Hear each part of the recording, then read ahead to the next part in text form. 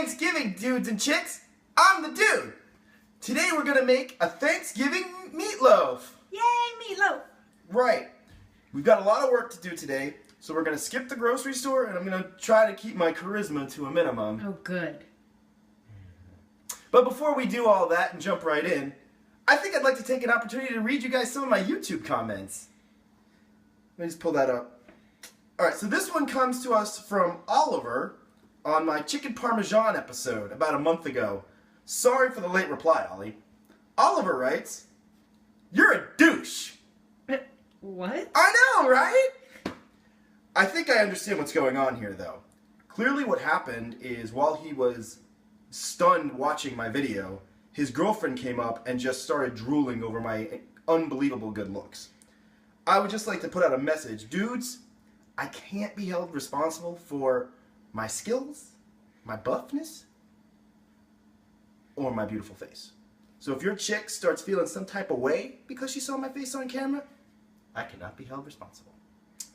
With that said, let's make some meatloaf. Step 1, prepping your loaf. Now before we make this magic happen, we need to do a little bit of prep work. Let me start by telling you the ingredients we're going to use to make this monster. We're going to use 2 pounds of ground beef. Then we've got a package of bacon. We've got some minced up onion, some chopped spinach, 4 eggs, beaten, milk, I prefer the lactose free, 6 slices of white bread, and then for your sauce and seasonings, we're going to have Sweet Baby Ray's barbecue sauce, ground mustard, ketchup, salt, pepper, all-purpose, paprika, and even a little bit of brown sugar.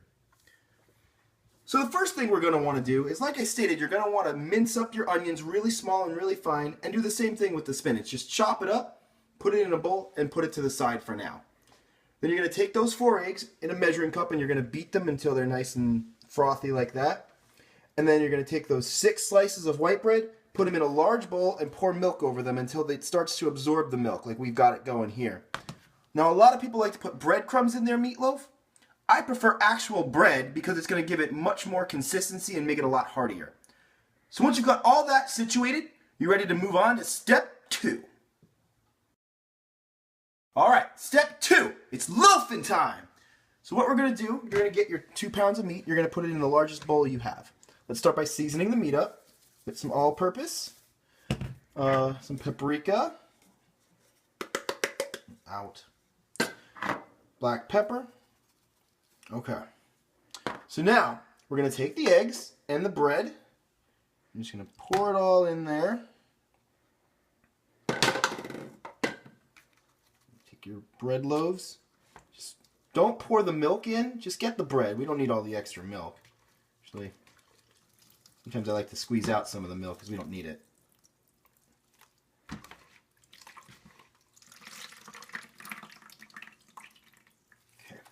And you can add in your onion and your spinach. More than enough. Okay, so once you've got all that together, you're going to start kneading everything together and squishing it and mushing it until everything gets absorbed. It's going to take a few minutes, but you just want to make sure that everything gets mixed into the meat.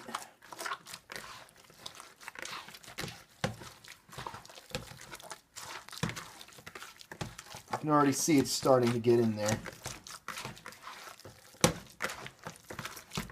Keep doing this until your bread and your eggs have all been absorbed. Like I said, it's going to take a few minutes to get everything in there.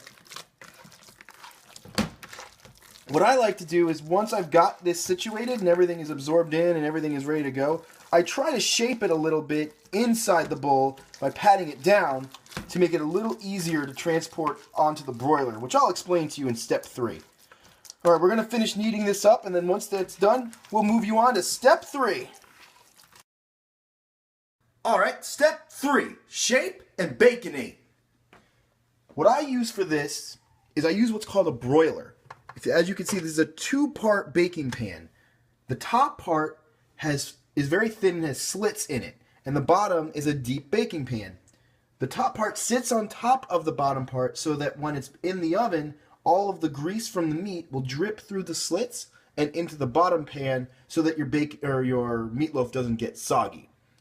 So once you've done with your concoction, you're going to slap it up here on the broiler, and then we're going to literally wrap it in bacon. This is where you get a little bit of dude in your meatloaf. I like to use super thick cut bacon personally. So you're going to take these bacon strips and you're just going to literally wrap it around like that. You're going to tuck it under, and you're going to do this for the whole meatloaf. Just going to tuck it under all the way around. Once you've wrapped the entire thing in meatloaf, it's time to do your glaze. For the glaze, I use a mixture of Sweet Baby Ray's barbecue sauce, ketchup, brown sugar, ground mustard, some black pepper, some all-purpose, and a little bit of salt.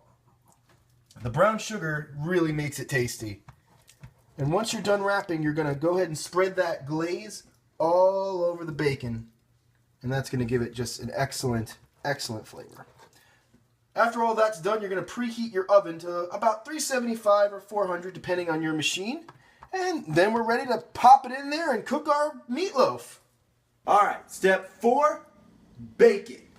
Personally, what I do, I set my oven to 400, and then I bake the meatloaf for about 1 hour. After an hour has passed, I take it out of the oven, put it up here, glaze the bacon again, and then put it back in for another 10, maybe 15 minutes. After that time has elapsed, I take it out, put it on the top rack of the oven, and broil the top for 3 to 4 minutes. That's going to make the bacon nice and crispy. That's really all there is to it. After that, you're done.